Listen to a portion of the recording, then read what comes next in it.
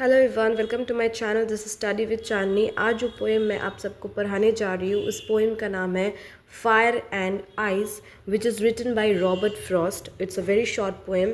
और last day मैंने जो पोएम पढ़ाया था वो भी रॉबर्ट फ्रॉस्ट का ही रिटन है। तो चलिए पोएम को शुरू करने से पहले थोड़ा पोएट के बारे में फिर से जान लेते हैं। शुरू करते हैं। Robert Frost. Robert Frost was an American poet who wrote about rural life in England, New England. He wrote the poem Fire and Ice.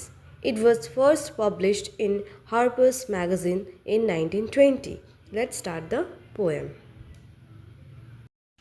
Fire and Ice. Some say the world will end in fire, some say in ice. तो इसमें कहना है कि कुछ लोग जो होते हैं, कुछ लोग कह रहे हैं कि जो दुनिया है वो ख़त्म होगी फायर की वजह से, आग की वजह से या फिर हीट की वजह से, जिसे जो बोल सको आप। और कुछ लोग कहते हैं कि ये दुनिया ख़त्म होगी ठंड की वजह से, आइस की वजह से। ठीक है, तो ये कुछ लोग क्या है, कुछ साइंटिस्ट का भी कहना है कि जो वर्ल्ड है वो दो तरीके से ख़त्म हो सकती है। एक है बहुत ज़्यादा एक्सेसिव हीट की वजह से और एक्सेसिव ठंड की वजह से। लेकिन पोएट क्या कह रहे हैं? From what I have tested of desire I hold with those who favour fire. लेकिन पोएट का कहना है कि उन्हें क्या दिख रहा है?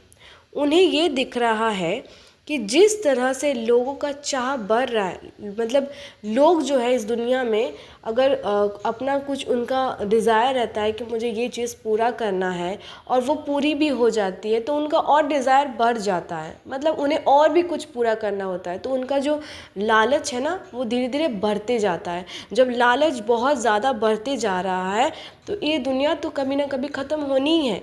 जब इतने ज़्यादा लालच लोगों में आ रहे हैं, इतना ज़्यादा डिज़ायर हो रहा है लोगों का, इतना ज़्यादा चाह हो रहा है कि मुझे ये भी चाहिए, वो भी चाहिए, सारा चीज़ मुझे चाहिए, तो उससे क्या होता है, दुनिया तो ख़त्म होना ही है।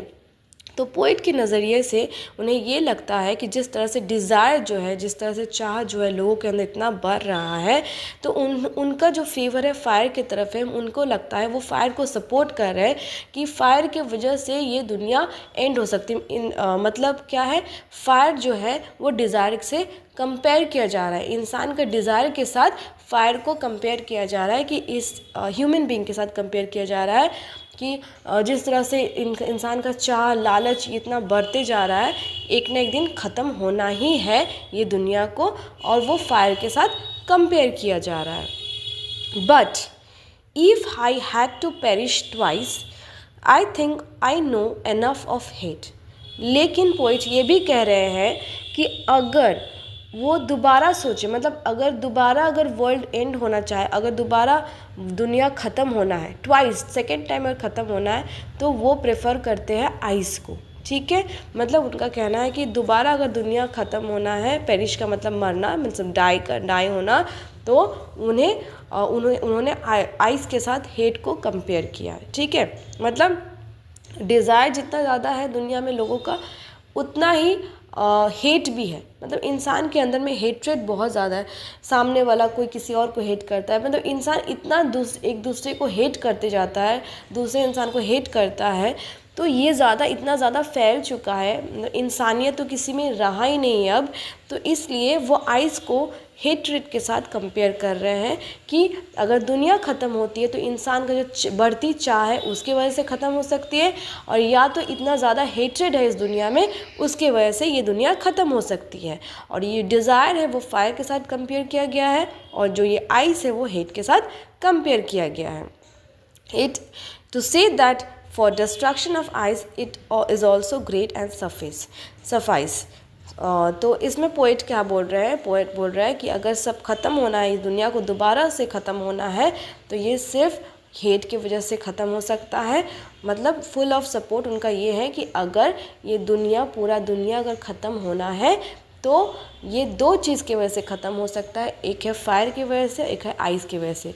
फायर जो है इंसान का डिज़ायर को कंपेयर किया जाए, इंसान का चाह, बढ़ती चाह की वजह से ख़त्म हो सकता है, या तो इंसान एक दूसरे को इतना ज़्यादा हेट करे उसके साथ उसके वजह से भी ख़त्म हो सकता है, जो कि आइस के साथ कंपेयर किया गया है।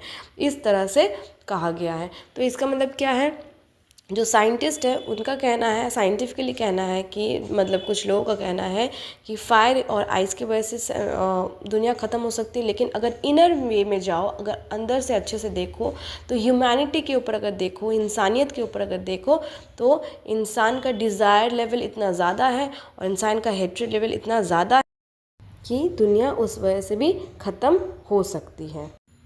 तो इंसान के अंदर क्या होता है, इतना ज़्यादा इनसेंसिटिविटी हो जाता है, इतना ज़्यादा हेट्रेड आ जाता है, जिसकी वजह से वो सब कुछ सब ख़त्म हो जाता है, सब बर्बाद हो जाता है।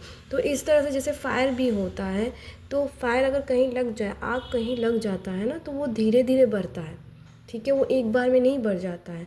तो इंसान का भी जो भी डिज़ायर है ना, वो ख़त्म होते जा रहा है और इस तरह से दुनिया ख़त्म हो सकता है, क्योंकि या तो फायर की वजह से या तो आइस की वजह से, जो कि इंसान के में अंदर हो रहा है, या तो डिज़ायर की वजह से या तो हेट्रेड की वजह से। ये दो चीज़ की वजह से इंसानियत अब ख़त्म हो सकता है, ये पोइट का मानना है। ये कुछ वर्ड मीनिंग्स है पोएम से। Desire means wishing for something to happen, favour, approval, perish, die, suffice, be sufficient. I hope आप सबको ये पोएम समझ में आया हो। अगर कुछ भी प्रॉब्लम होता है तो प्लीज़ कमेंट बॉक्स में शेयर कीजिएगा। अगर मेरा ये वीडियो आप सबको पसंद आया है तो please do like, share and subscribe. Thank you.